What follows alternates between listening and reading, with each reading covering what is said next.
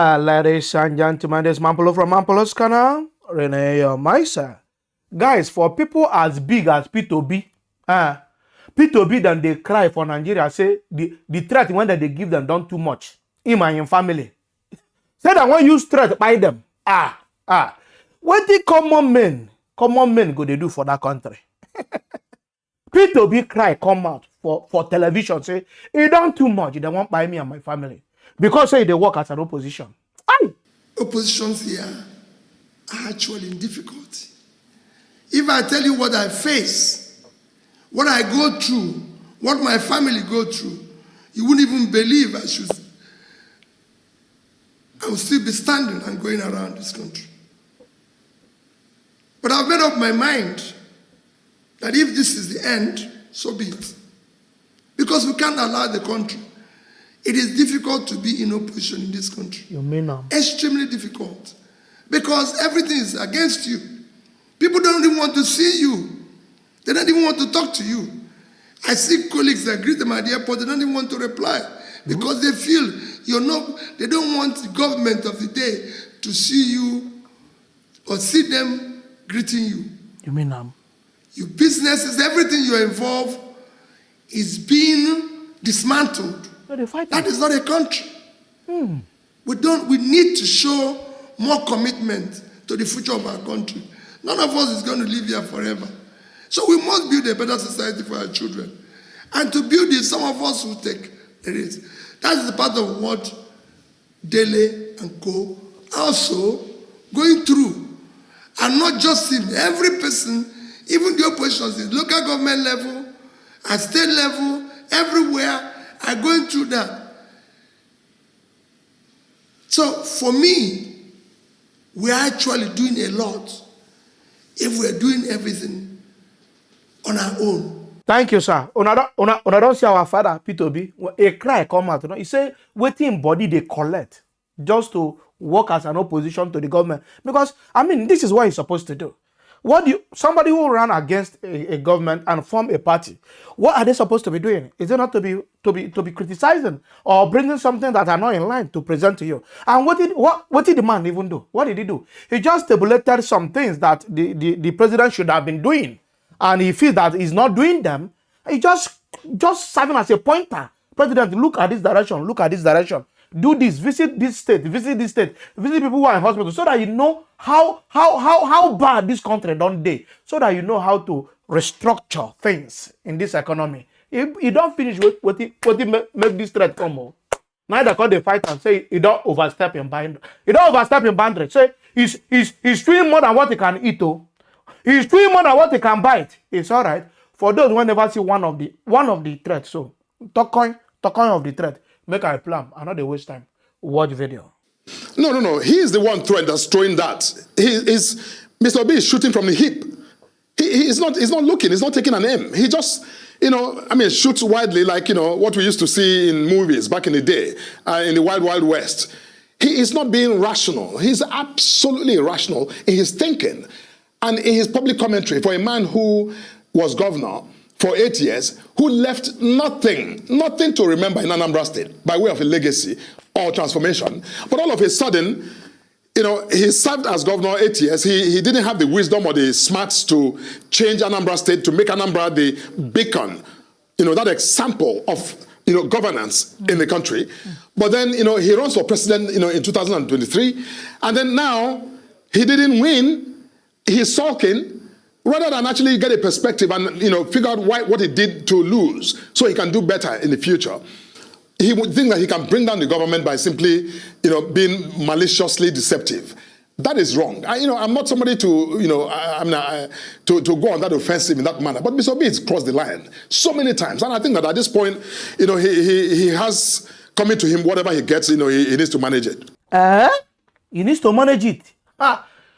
I pray to God, what he go come to his way, not too hard though, to manage. Jesus. Are you serious? This man, are you serious? Are you for real? It's all right. I trust obedience too. Some of the obedience don't take to social media. They fire them. Rat-ta-ta-ta-ta. If anything happen to Obi, now what did they talk? Obedient people. Then say, make I send you now. if Obi, even though say that finger come out, say una go collect. No obedient talk, no obedient people talk, not be joke. I go present one of them here. They say that they watch una, say that they watch this administration, they watch this government. Well, as soon as they come, they threaten Obi because say una won't make nobody talk, make everybody shut up. Even no opposition party, no fit talk.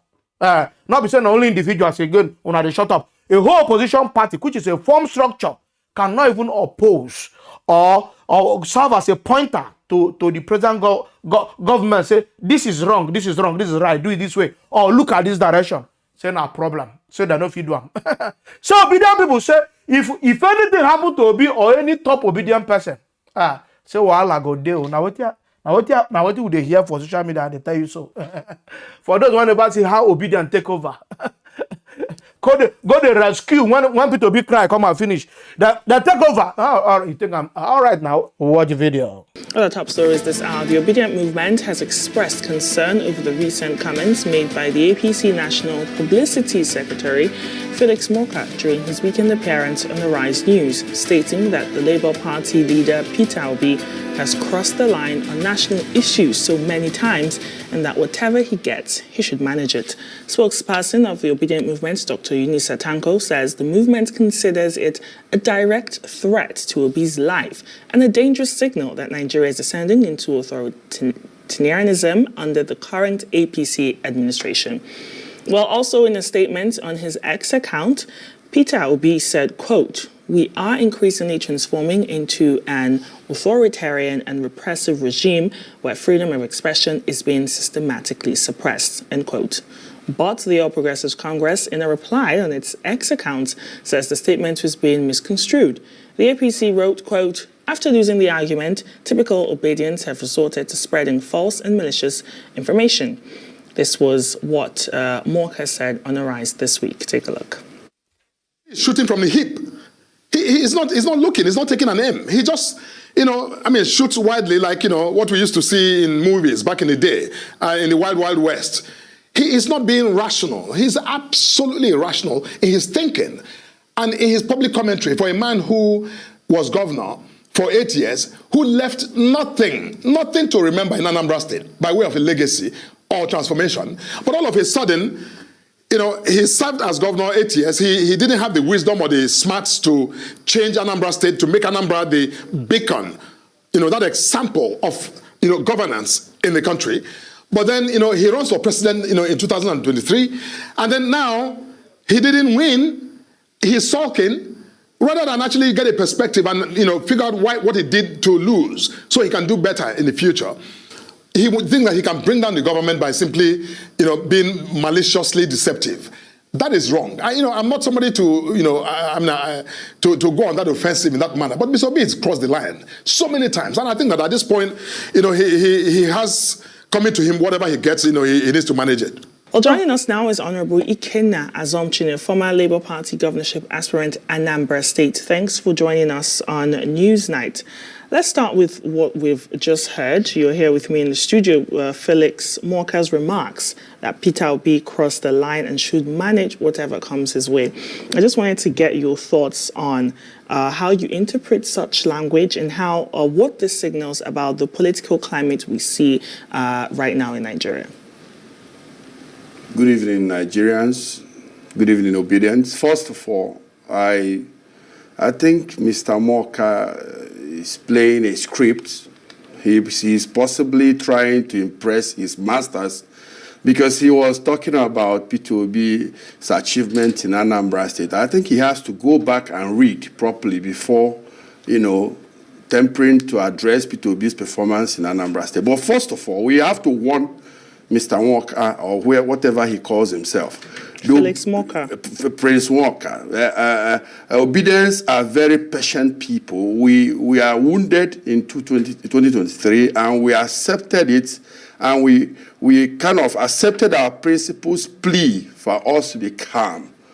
But let him be warned that anarchy is at the corner. By the time he starts to threaten Peter Obi, he has no right to come and speak the way he's speaking. Peter Obi is a decent man. In fact, Obidients are angry with Peter Obi. Okay, let's talk about what Peter Obi has said, right? He's expressing concerns about Nigeria transforming into what he calls an authoritarian and repressive regime. Do you share his view?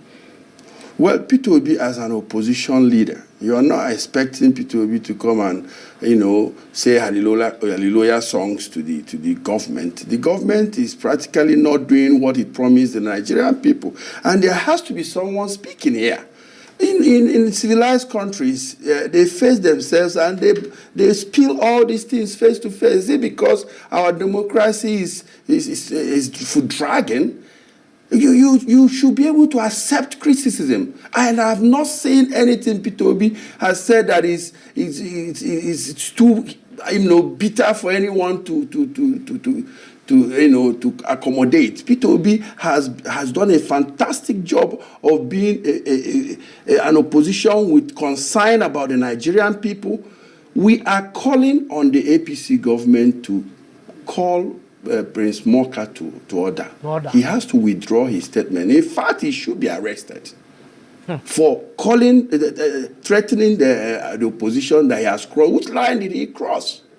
We are telling the government what they ought to do for the Nigerian people to leave. People are dying of stampede. People are hungry. The transportation system is not working. Bad roads everywhere. The hospitals have no equipment. So what else do you expect Mr. Peter Obi to say? We are even not happy. The Obidients are not happy with Peter Obi that is not doing enough. And we are telling Felix Walker. So what do the Obidients expect Mr. Peter Obi to be doing? What we expect him to do now is exactly what he's doing now, pointing those areas where the government should pay attention for Nigerian people to be able to breathe. And that's why we find it absurd that someone, I think he needs a position in the APC. I think someone should go and ask him what his problems are. How can you say Mr. Peter Obi is crossing the line when Obidients are... Well, he's the National Publicity Secretary of the APC. I mean, he should publicize something else, not Peter Obi. Peter Obi is one of the best opposition leaders they can have. What's your message to the APC and also to the Nigerian public when it comes to fostering a more inclusive and respectful political discourse in Nigeria? My message to the APC is that like I said earlier, we have Obidients in APC, we have Obidients in PDP, we have Obidients everywhere. We urge them to go directly into what they promised Nigerian people. Those dividends of democracy that they promised Nigerians, we need it now. And they should be fast about it. Thank you.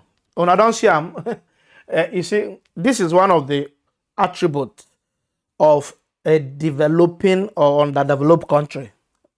They don't want to take criticism. Any country where you say, when you correct anybody in power, it becomes a problem. They are still developing or they are underdeveloped. Come to a place like the United Kingdom here. If you see where opposition party, they brutalize, they machete the party in power in House of Parliament. If you see as then they chop them, not even only opposition party self. If you even see how the citizens can see like our prime minister like this, they go hold him. They say, stop here, hold on. I want to talk to you. That policy you brought, do you know that it's a mess? Do you know you are messing up? One-on-one. Small child though, this child I'm telling you might just be 16 years. You will hold prime minister and prime minister will stand at threat. It will stand one place there and be answering him and be begging and be saying, I'm sorry, we'll look into it, we'll deal with it. Oh, people who don't go, don't go. Civilized people don't civilize. I said prime minister will be shaking like that. Small child of 16 years, secondary school, high school, go whole prime minister, they question them. Camera, they go, they video them. And the prime minister has no any option than to respond to him one-on-one, eyeball to eyeball. He needs to answer what he's saying. Oh, you let alone. Even somebody who is a sitting senator cannot even question our president. Are you normal? You dare not try it. You lose your seat. So this is how you know underdeveloped or developing countries. It's one of the characteristics. Men are not worry about this.